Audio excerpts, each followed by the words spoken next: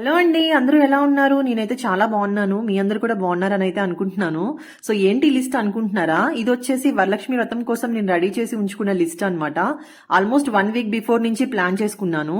And ఈ వీడియోలో వచ్చేసి కంప్లీట్ గా అమ్మవారి డెకరేషన్, అలాగే ప్రసాదాలు, వాయినము, ఎవ్రీథింగ్ ఈ వీడియోలో అయితే కవర్ చేశాను. లాస్ట్ వరకు మిస్ అవ్వకుండా చూడండి. అండ్ కొత్తగా చూసే వాళ్ళైతే డెఫినెట్ గా సబ్స్క్రైబ్ చేసుకోవడం మాత్రం మర్చిపోవద్దు. వెల్కమ్ టు మై వీడియో అండి.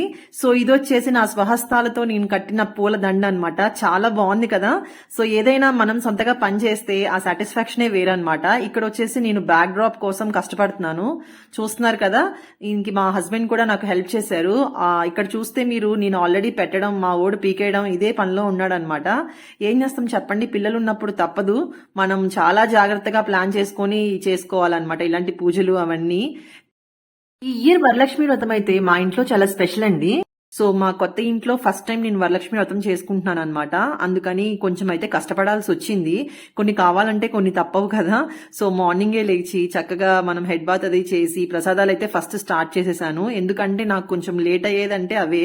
సో అందువల్ల ప్రసాదం చేసేసుకుంటే తర్వాత మిగిలినవన్నీ ఈజీగా చేసుకోవచ్చు అని చెప్పేసి నేనైతే 5 రకాల పిండి వంటలు అయితే చేశాను. సో దానికి సంబంధించిన షార్ట్ అయితే రిలీజ్ చేస్తాను తొందరలోనే. సో చూసేసేయండి మిస్ అవ్వకుండా. అండ్ ఇది వచ్చేసి ఇంట్లో దీపారాజన. మనం ఏ పూజ చేయాలన్నా ఫస్ట్ మన ఇంట్లో దేవుడికి దీపారాజన అయితే చేసుకోవాలి. అది అయిపోయిన తర్వాత మా ఇంటి ముందు అయితే మేము డెకరేట్ చేసేసుకున్నాము. మన మెయిన్ డోర్ కానీ ఇంటి ముందు గడపకి కానీ, గడపకి డెఫినెట్ గా పసుపు రాసి ముగ్గు పెట్టుకొని అలాగే పువ్వు పెట్టుకుంటే ఇదే వేరనమాట. సో అలా అయితే నేను ప్లాన్ చేసుకున్నాను. దెన్ అదంతా అయిపోయిన తర్వాత అప్పుడు ఇంట్లోకి వెళ్ళి కంప్లీట్ గా సెట్ చేసుకున్నాను అనమాట. నా ట్రైపాడ్ అక్కడ పక్కన సెట్ చేసేసుకొని ఇక్కడ ఏంటంటే ఆల్మోస్ట్ నేను ఏ అయితే 1 వీక్ నుంచి తెప్పించి ఉంచుకున్న ఐటమ్స్ అన్ని నా చుట్టూతో తెచ్చి పెట్టేసుకున్నాను అనమాట. ఎందుకంటే ఏదన్నా మనం మర్చిపోయాం అనుకోండి, లెగిసి వెళ్ళాలంటే సడన్ గా మన మూడ్ కానీ మనం లెగిసి ఒక్కసారి వెళ్ళొస్తే ఏ చిన్నదానికైనా సరే మన ఏంటంటే మనకి ఒక టైప్ ఆఫ్ ఇరిటేషన్ లాగా అనిపిస్తుంది. సో అలా కూడా ఉండకూడదు అనమాట ఈ పూజలో.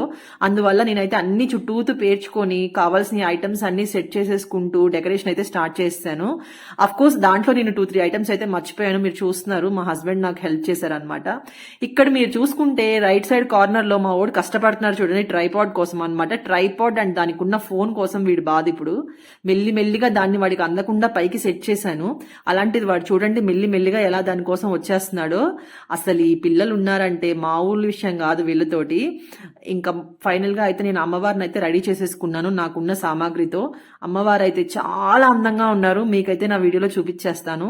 సో దీంట్లో వచ్చేసి నేను కూడా రెడీ అయిపోయాను అనమాట. పూజ అయితే స్టార్ట్ చేస్తాను. నాకు ఆల్మోస్ట్ ఈ అమ్మవారిని సెట్ చేసి అయినా డెకరేషన్ అయి చేసుకోవడానికి నాకు 1.5 అవర్ ఈజీగా పట్టేసింది మా ఓడితోటి. దెన్ పూజ అయితే స్టార్ట్ చేశాను. ఏ పూజ అయినా సరే మనం హంగులకి ఆర్భాటాలకి వెళ్లకుండా చక్కగా మనకు ఉన్న దాంట్లో తృప్తి పడుతూ మనం పూజ చేసామంటే మనకి చాలా హ్యాపీగా ఉంటుంది. అలాగే మన ఇంట్లో వాళ్ళు కూడా చాలా హ్యాపీగా ఉంటారండి. సో ఎప్పుడు కూడా వాళ్ళు ఇది చేశారు, వీళ్ళు ఇది పెట్టారు, వాళ్ళు అది పెట్టారు, మనం ఇది పెట్టాలి అలా ఏమీ ఆలోచించకుండా మనకున్న దాంతో మనం చేసుకుంటే ఇదే వేరు. సో నేనైతే డెఫినెట్ గా సజెస్ట్ చేస్తాను ప్రతి ఒక్కరికి. నాకైతే ఇయర్ పూజ అయితే చాలా హ్యాపీగా అనిపించింది. ఎందుకంటే కొంచెం మా ఓడి డిస్టర్బెన్సెస్ లైట్ గా ఉన్నా అఫ్ కోర్స్ పిల్లలు కూడా మనకి దేవుళ్ళతో సమానం కదండి. సో అందువల్ల నాకైతే పెద్ద ఇదేం అనిపించలేదు, చాలా బాగా అయిందనమాట. మా హస్బెండ్ కూడా పాపం లీవ్ పెట్టి నాకు హెల్ప్ చేయడానికి ఇంట్లోనే ఉన్నారు. సో అందువల్ల నేను పూజ అయితే చాలా సక్సెస్ఫుల్ గా అయితే ఫినిష్ చేశాను.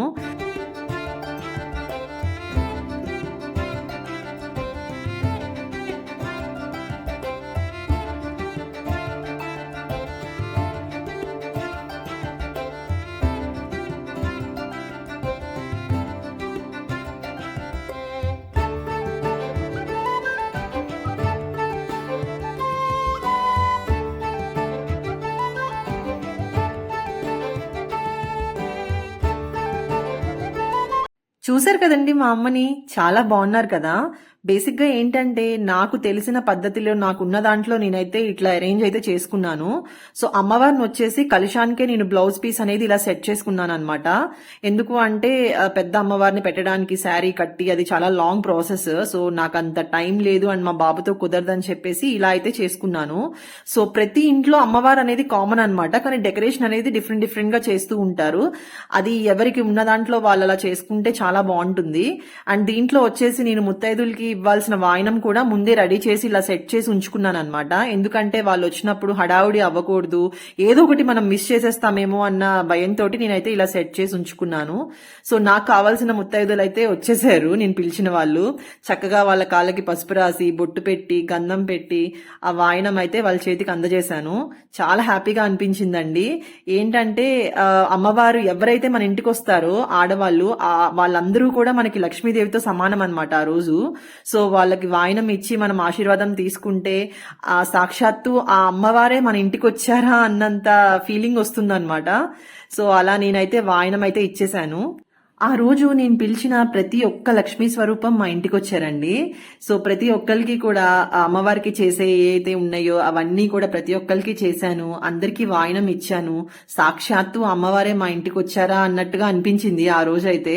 చాలా హ్యాపీగా ఫీల్ అయ్యాను. అండ్ ఈవినింగ్ కూడా దీపారాజన అయితే చేసుకుని అమ్మవారిని అయితే కదిపాను అనమాట.